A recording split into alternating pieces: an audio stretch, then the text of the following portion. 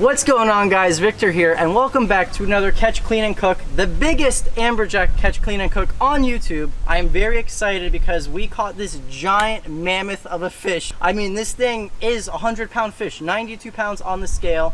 If you guys want to see how we caught it, and then meet us at the fillet table to clean this thing, stay tuned. Yep, that's a big one. Big baits, big fish. You got a sticky fry. That's gonna be a two-hander fry. Got him? You guys, we got giant baits, giant hooks, giant fish about to go down. Put the hook in there. Yep. And we're bridling this because it's a very big bait and you want as much of that hook exposed as possible.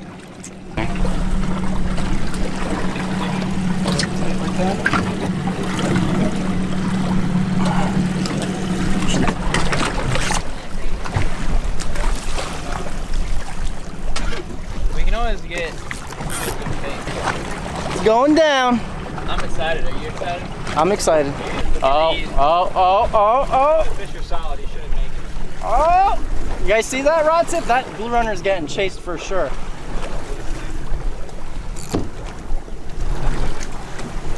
Oh, we're on. Oh, we're on. We're on. We're on. The Captain Morgan. Oh, we're on. Who taught you that? My good buddy Stanley. I love it. I love it. Oh yeah. Oh, dude, the Captain Morgan is where it's at, man. I'm saying, This is bro. it. This is how you fight fish. You guys already know whatever ate this is gonna be a giant. Yeah, at least a 45. I don't think one under 40 could eat that. No, that was a big bait. I think he's 5 pounds. Big Bertha. You should send that to Captain Morgan. That bend though. You guys saw the rod tip was bouncing. I was probably multiple trying to eat it down there. That's what's good about jacks. They fire each other up. Yep. Look Like at that- how heavy this thing is. that It looks rod like is- you have a shark on That right now. rod's doubled over in that line. Not even touching the blade. I'm not giving up. You guys, this thing is a real beast. Yeah. The sharks get a little bit intimidated by the really big.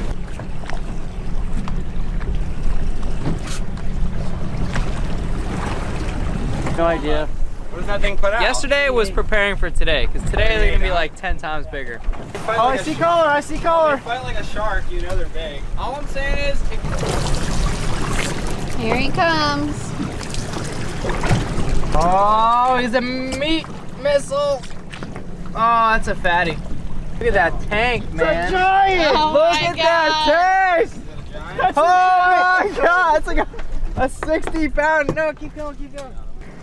That's definitely the biggest one I ever seen. My God. You got him?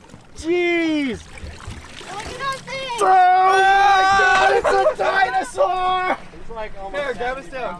Dude, that's gotta be 70. Vic, grab That's his tail. giant. Grab his Oh tail. my. My You God. got it? No, Come here, not at all. Both of us, let's go. Grab the other half. Huge. guys, I'm this video. is the It doesn't even fit in the video. I can't hold Guys, this this any is the longer. biggest AJ I've ever seen. It's gotta be, honestly, I think that's 80 pounds. I don't know what you think. Come here. Look at this. works like a charm. Huge. Giant. Oh Shark my hook. God. Giant. Look at this. Look. Yes, look at this reel. This is what you guys need. An JX Raptor. This thing throws down on the Conley rod. Biggest thing I've caught. This is epic trip. That's all I gotta say. Oh my god. You wanna grab his head? I'll hold Hell it. yeah, I'll dude. pick it Thank you. That's a jumbo. Grab his In the coffin box where you belong. Thing's not gonna fit in the coffin box at all. But we'll figure. This thing is just absolutely massive. Get that fish on there. There you go. There you go. It's only 90 pounds. All right, guys. Earlier we were trying to guess the weight of this fish. Well, guess what? We got the proof. There is the scale. There is the 50 pounds. And there is the 40 right on the money. 90-pound amberjack, guys. Thing is an absolute mule.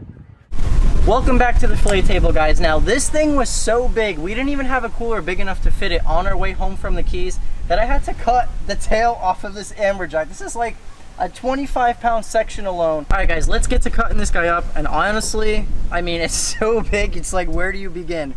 But I guess just like any other fish, always kind of try to guide and see where that head meat ends. So I'm gonna start and make my first cut right over here by its pec fin. Follow that meat right down to the head. What I'm gonna do is, since this AJ is cut in half, I normally start by the tail on this side. What I'm gonna do is, I'm gonna try to find that backbone right alongside its dorsal fin right here. Start to make my cuts. I'm feeling that backbone right there. Kind of just guide to where the rest of my fillet job is gonna be. And I lift that meat up and that skin up. And this guy's actually a little frozen and hard because we had to stick it in my buddy's deep freezer because none of us had a cooler big enough to fit it in. So internally, he's a little cool.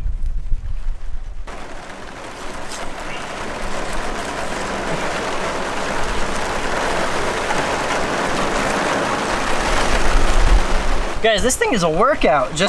I mean, catching it and then cleaning it, this thing ain't light. This thing is so damn big to where it's kind of difficult to get it up over there. So what I'm gonna do is I'm gonna do this guy in sections. Since it is gonna be smoked, the majority of the fish is gonna be smoked anyway. So I'll do sections just like this, kind of just like loins. And that way it's a lot easier for me to fillet this guy up. Let's look at that. Giant. And you know what? I don't even see worms in this guy. And AJs are known for having worms, especially of this size. So far, no worms. And by cutting this section open, it allows me to have more access into kind of, because it gets to the point where you can't really see to the other side, you know? All right, I'm gonna make another cut, another steak type cut.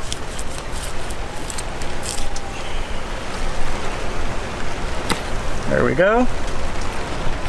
The meat looks really good. It does, doesn't it? It's pretty firm. It doesn't smell whatsoever. Okay, now we got this last section, and this is the section that's a little frozen. Guys, this isn't like filleting a fish. This is like doing surgery on a very large animal. This is definitely the biggest fish I have ever filleted. Possibly the biggest fish I will have filleted for a very long time too. There we go. Look at that. 3 giant slabs off this. This is gonna be me and Brooke's favorite part, and is to check the stomach contents of this guy. But I wanna show you guys something. This thing is so damn big. Look at these dinosaur-like ribs. Have you ever seen a fish with ribs that big? Look at that. Listen. All right, guys, this is my favorite part of the video right here. Let's play with the guts. It's a gut. Oh, we're not eating it, you guys. So this right here, we think is the roe, the eggs, and there is a lot of it. What's weird though is the other one you filleted, the roe was white. Yeah. So I'm not sure. I mean, it might not be eggs, might be, but see all this little white, red stuff? I'm pretty sure that that is all eggs, which would make some killer snapper bait right there. Chef Vic coming back at you with another voiceover. Now that giant amberjack you guys just saw, we are gonna whip them up into something gourmet. So first things first, I'm making a little marinade with some red wine, olive oil, going into my stainless steel bowl. The juice of half of a lemon. This was a very juicy lemon. Got some black pepper going in here as well as some pink Himalayan sea salt. My aunt, if you're watching, shout out to you because you are the reason I'm using this stuff. Now we also have some garlic going in. I think I did 2 or 3 cloves of garlic for this recipe, and it was for about 4 or 5 nice steaks of amberjack going in there. Now I have flat leaf parsley. This is the same parsley I used in my last catch and cook with the blackfin tuna. Very fragrant herb, a lot more potent than the curly parsley. Okay, put it into our marinade and gonna go ahead and mix this guy up. And looks like I'm running a little bit too low on my marinade, so I went ahead and added more olive oil as well as more red wine. And I'm not worried about the red wine. It's gonna cook out, get all those sugars caramelized and just good. And you gotta cheers your helping girlfriend right there. So there we are, having some fun in the kitchen. Now here are the amberjack steaks. This is the star of the show. And let me tell you, Amberjack is now one of my top 5 favorite eating fish. Never thought I'd say that, but it really is. Beautiful, beautiful piece of fish. And the unique thing about it is the fact that you can grill it. You know, you guys hear me say there are not a lot of fish you can grill, and amberjack is one of the few that you can. So cut it into about 1.5 inches, maybe just under 2-inch thick steaks. You know, just good portions for, you know, each person. And you guys can see it's just a very good, thick textured. It's got a little glisten to it, you know, a little bit of a higher fat content, a little bit more oily, which is nice, especially for grilled fish, so it does not dry out. Now I went ahead, marinated those guys, set them in the fridge. So now we're gonna work on our tzatziki sauce, and I have an English cucumber here that I'm going to peel up. Make sure you gotta take the skin off for the tzatziki sauce. And I have a strainer right here. I went ahead and used one of the smaller holes and just, you know, just rubbed it against there. And now the next step is very, very important, which you guys are about to see. And I actually learned this from Food Wishes, which is another YouTube channel that I watch to get some cooking ideas from. He's amazing, and this is kind of his way of making tzatziki sauce. So the important thing is to strain it in a paper, and one thing I usually do, which I forgot to do, is you pour some salt on your cucumber. It sucks all the water out of there. That's the important thing, is get all the water out. So we got our cucumber strained, added some garlic, and now this is a full fat Greek yogurt. Do not use a fat-free yogurt. Your tzatziki sauce is going to be a little bland. You want a good fat content in that sauce. Add some black pepper as well in there. A little bit of lemon juice, not too much, you know, just something to cut through the flavors. Add a little bit of dill. Also, not a lot. Dill is very, very potent. You do not want to put too much in there. And that's about the consistency of the tzatziki sauce. Some people put mint in it. You don't have to put dill in it if you don't want to. Now, I have been on a salad kick and a sandwich kick for some reason. So, next thing we got going on is this just simple spring mix I picked up at Publix. Got some red onions going in there, as well as some tomatoes, which you guys are about to see. And yeah, it's very easy to make a salad just look fancy. Just buy that spring mix stuff, and I prefer it to just traditional plain romaine leaves. So we got that going in there. Add some salt in there as well.